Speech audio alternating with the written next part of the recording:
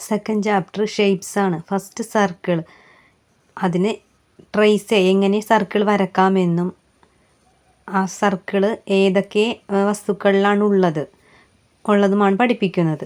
അത് circle shape ബിഗാണ്, റൗണ്ടാണ്, role ചെയ്യുന്നതാണ്, ഇങ്ങനെയൊക്കെ കുട്ടിയെ പഠിപ്പിച്ചെടുക്കണം. നെക്സ്റ്റ് ഷേപ്പ് സ്ക്വയർ ആണ്.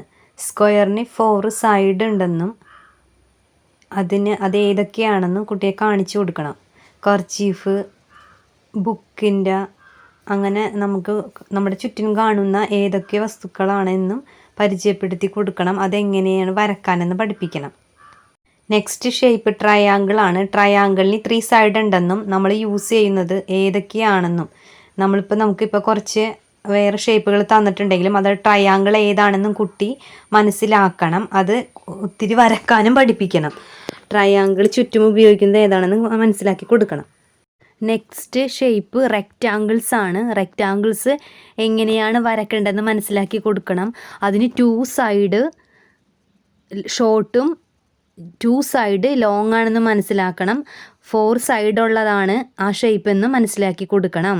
അതിന് നമ്മൾ യൂസ് ചെയ്യുന്ന, നമുക്ക് ജീവിതത്തിൽ ഉപയോഗിക്കുന്ന മൊബൈൽ ഫോണ്, ബുക്കുകൾ, അതിന് 4 ഷേപ്പ് ഉണ്ട്. 2 സൈഡ് ഷോർട്ട് ആണെന്നും 2 സൈഡ് ലോങ് ആണെന്നും മനസ്സിലാക്കുക. അതുപോലെ തന്നെ ഡോറിൻ്റെ കാണിച്ചു കൊടുക്കുക.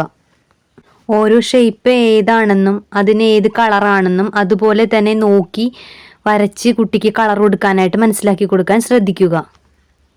ഒരു പിക്ചർ തന്നാൽ അതിന് കറക്റ്റായിട്ടുള്ള ഷേപ്പിൽ കളർ കൊടുക്കാനായിട്ട് കുട്ടിയെ മനസ്സിലാക്കിപ്പിക്കുക.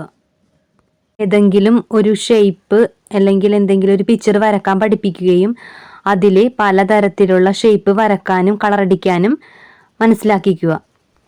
Match the colour picture to colour shape എന്നാണ് പറയണത്. കളറ് കറക്റ്റായിട്ടുള്ള പിക്ചറിന് കറക്റ്റായിട്ടുള്ള ഷേപ്പ് നമ്മൾ അടയാളപ്പെടുത്താൻ പഠിപ്പിക്കുക. അതാണ് വേണ്ടത്.